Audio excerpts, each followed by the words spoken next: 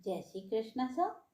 आप सभी को कामिका एकादशी की हार्दिक शुभकामनाएं। आइए जानते हैं कामिका एकादशी का महत्व व सुनते हैं उसकी व्रत कथा।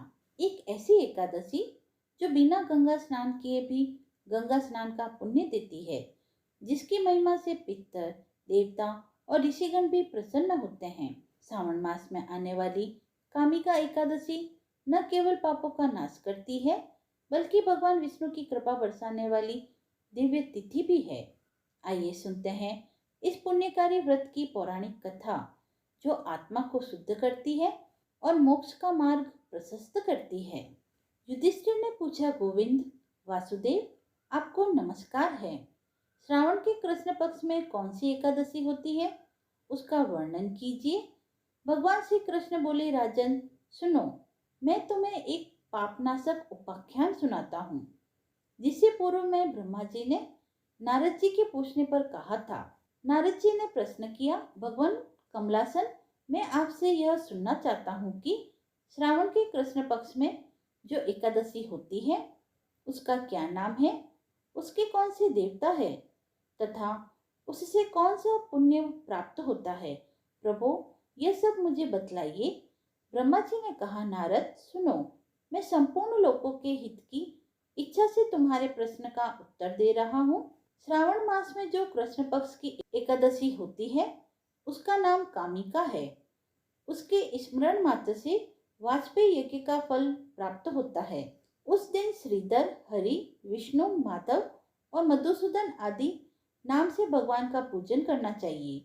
भगवान श्री कृष्ण के पूजन से जो फल प्राप्त होता है, वह गंगा, काशी, नैमिषारण्य तथा पुष्कर क्षेत्र में भी सुलभ नहीं है। सिंह राशि के बृहस्पति होने पर तथा व्यतिपात और दंड योग में गोदावरी स्नान से जिस फल की प्राप्ति होती है, वही फल भगवान श्री कृष्ण के पूजन से भी मिलता है।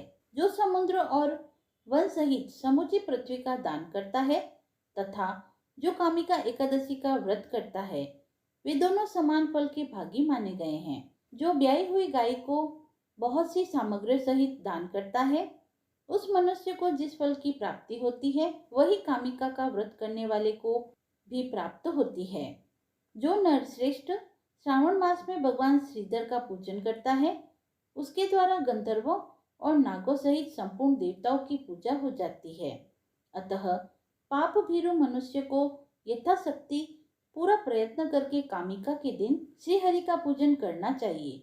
जो पाप रूपी पंख से भरे हुए संसार समुद्र में डूब रहे हैं, उनका उद्धार करने के लिए कामिका का व्रत सबसे उत्तम है। आध्यात्म विद्या परायण पुरुष को जिस फल की प्राप्ति होती है, उससे बहुत अधिक फल कामिका व्रत का सेवन करने वालों को मिलता है।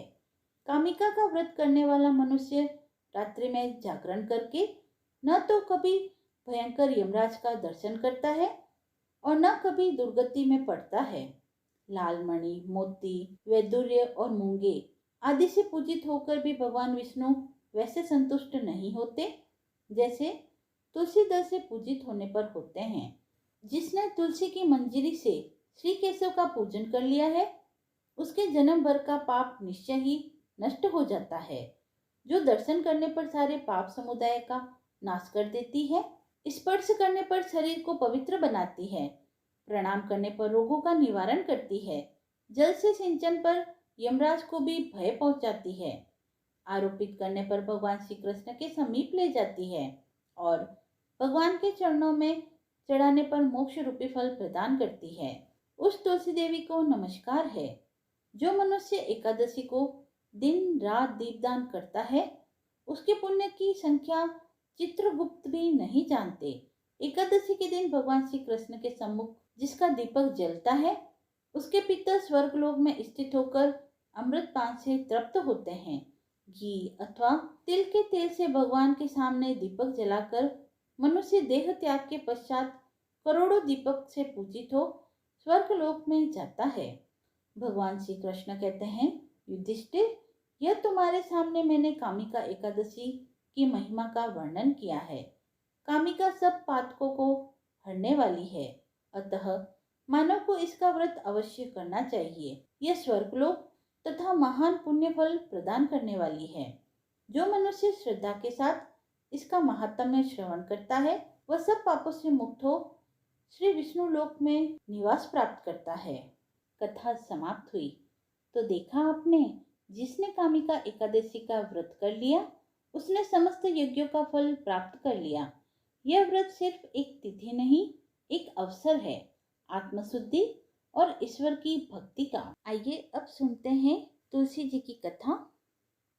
एक बुढ़िया थी, वह हमेशा तुलसी माता को सींचती थी और कहती थी, हे तुलसी माता, सत की दाता, मैं तेरा बिरला सींचती हूँ, मुझे बहू दे, पीताम्बर की धोती दे, मीठा मीठा ग्रास दे, वैकुंठा में वास दे, चटक की चाल दे, पटक की मौत दे, चंदन का काट दे, रानी सा राज दे, दाल भात का भोजन दे, 11 की मौत दे, श्री कृष्ण जी का कंधा दे। तब तुलसी माता यह सुनकर सूखने लगी। तो भगवान पूछा कि हे तुलसी, तुम सूख क्यों रही हो? तुलसी माता ने कहा कि एक बुढ़िया है जो रोज आती है और यही बात कहती है कि श्री कृष्ण जी का कंधा दे। मैं सब बात तो उसकी पूरी कर सकती हूँ, लेकिन कृष्ण का कंधा कहाँ से लाऊंगी? तो भगवान बोले, जब वो मरेगी तो मैं अपने आप उसे कंधा दे आऊंगा, तो बुढ़िया माई से कह देना। जब बुढ़िया माई की मृत्यु हुई सब लोग आ गए। जब माई को ले जाने का समय हुआ तो वह किसी से नहीं उठी। तब भगवान एक 12 वर्ष के बालक का रूप धारण कर आए। बालक ने कहा, यहाँ क्या हुआ है? तो सभी लोग कहने लगे, एक बुढ़िया माई है जिसकी मृत्यु हो गई है, पर वह किसी से उठ नहीं रही है। पता नहीं उसने कितने पाप कर्म किए हैं। तो बालक ने कहा, मैं इसके कान में एक बात कहूँ तो शायद बुढ़िया माँ उठ जाएगी। तो सभी ने कहा, ठीक है, कह दो। बालक ने कान में जाकर कहा, बुढ़िया माई, मन की निकाल ले, पीताम्बर की धोती ले, मीठा मीठा ग्रास ले, वैकुंठ का वास ले, चटक की चाल ले, पटक की मौत ले, श्री कृष्ण जी का कंधा ले। यह सुनकर बुढ़िया माई हल्की हो गई। भगवान ने कंधा दिया और बुढ़िया माई को मुक्ति मिल गई। हे तुलसी माता, जैसे बुढ़िया माई को मुक्ति दी वैसे ही सभी को देना। अगर आपको यह कथा ज्ञानवर्धक और अच्छी लगी हो तो इसे जरूर शेयर करें। वीडियो पसंद आया हो तो उसे लाइक करें, चैनल को सब्सक्राइब करें और कमेंट बॉक्स में जय श्री हरि अवश्य लिखें। जय श्री हरि। अगले अध्याय में फिर मिलेंगे नई पौराणिक कथा के साथ। धन्यवाद।